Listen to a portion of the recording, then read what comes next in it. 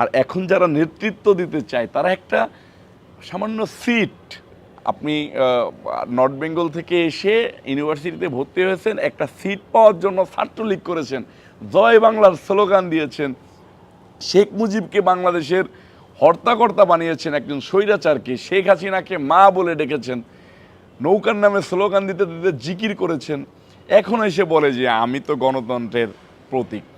সুস্থ জীবন, সুন্দর পৃথিবী।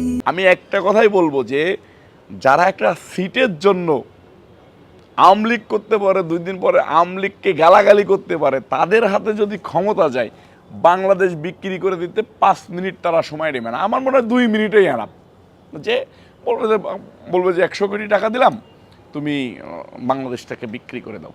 বলবো ঠিক আছে, আমি 100 কোটি টাকা দিয়ে আমার ফ্যামিলি সহ নিয়ে আমেরিকায় সেটেল হয়ে গেলাম। আপনি তো দেখছেন যে যখন বাংলাদেশের নির্বাচনের হাওয়া বইছে, অন্তর্বর্তীকালীন সরকারের প্রধান নির্বাচনের রোডম্যাপ ঘোষণা করবে সেই সময় তারা কক্সবাজারে একটা হোটেলে গিয়ে আপনার দেশ বিক্রি করার চুক্তিতে লিপ্ত হয়েছে। এটা তো চরমভাবে মিথ্যাবাদী। দেশ বিক্রির চুক্তি বলতে মানে আপনি এই তথ্যটা কোথায় পেয়েছেন এবং কী টাইপের চুক্তি? তারা তো ক্ষমতাতে নেয়, তার একটা রাজনৈতিক দল মাত্র।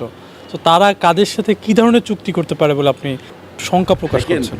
যখন অন্তর্বর্তীকালীন সরকারের প্রধান ডক্টর ইউনূস সাহেব দেখলো যে বাংলাদেশের আপামর জনগণ চাচ্ছে একটা ভোট নির্বাচন, সেই নির্বাচনটাকে যখন সামনে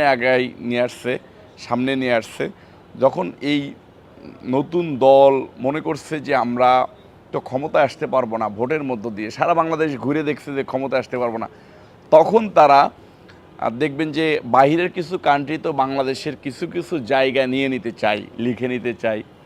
তো তারা তাদের সাথে একটা রিলেশন বিল্ড আপ করে তাদের সাথে একটা চুক্তিবদ্ধ হয়ে পিছন দরজা দিয়ে বিভিন্ন সময় দেখেছেন যে ক্ষমতায় এসেছে। ঠিক একই কৌশল অবলম্বন করতে চেয়েছে বলে আমরা মনে করতেছি যে তারা ভিন্ন প্রেক্ষাপটে পিছন দরজা দিয়ে ক্ষমতায় আসা যায় কিনা সেইটা চুক্তিবদ্ধ হতে গিয়েছিলেন।